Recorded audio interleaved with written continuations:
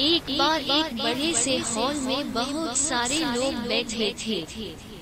वहाँ पर दुनिया का एक बहुत ही बड़ा स्पीकर आने वाला था और सब लोग उनकी बातें सुनने के लिए वहाँ पर आए थे। लगभग 10 मिनट के बाद वह स्पीकर स्टेज पर आ जाता है और वह बोलता है कि अगर आपने मेरी बात ठीक से सुन ली और समझ ली तो आपकी जिंदगी पूरी तरह से बदल जाएगी। उसके बाद वह अपनी जेब से एक बिल्कुल नया चमकता हुआ 500 रुपए का नोट निकालता है और उसको ऊपर करके सबसे पूछता है कि ये नोट आप में से किसको चाहिए। ये सुनते ही सब लोग अपने अपने हाथ ऊपर कर देते हैं।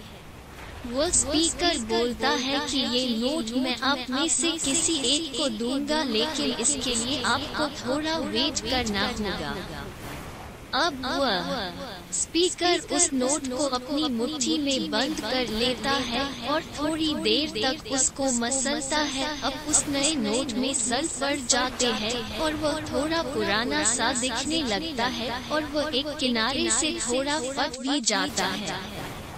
इसके बाद वह फिर उस नोट को ऊपर करके पूछता है, अब ये 500 का नोट किसको चाहिए। इस बार भी सभी लोग अपने हाथ ऊपर कर देते हैं।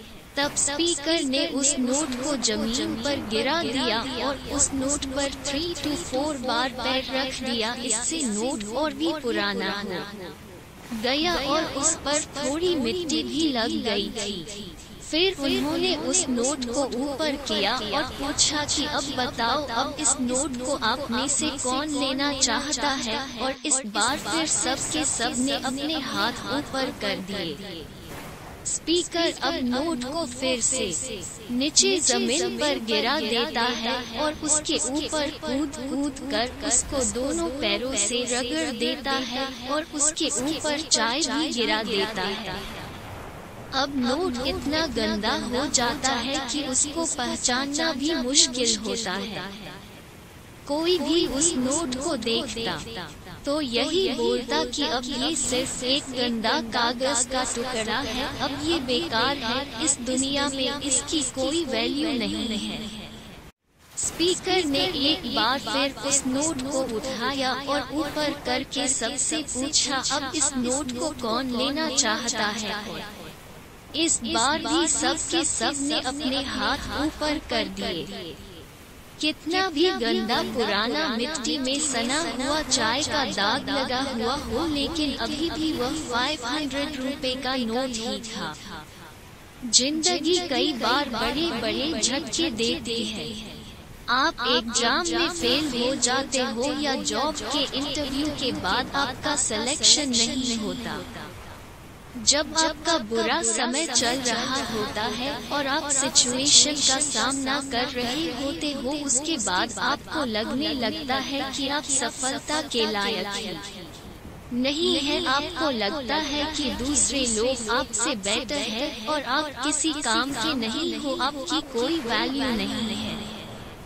हमेशा याद रखो, इससे कोई फर्क नहीं पड़ता कि आपने कितनी बार सिचुएशन का सामना किया है, आप जिंदगी में कितनी बार फेल हुए हो, आपकी वैल्यू हमेशा वही रहेगी जो पहले थी। आपके पास कुछ खास है जो दूसरों के पास नहीं है और ये कोई भी आपसे छीन नहीं सकता। अब तक सक्सेस नहीं मिलने से आपकी वैल्यू कम नहीं हुई है।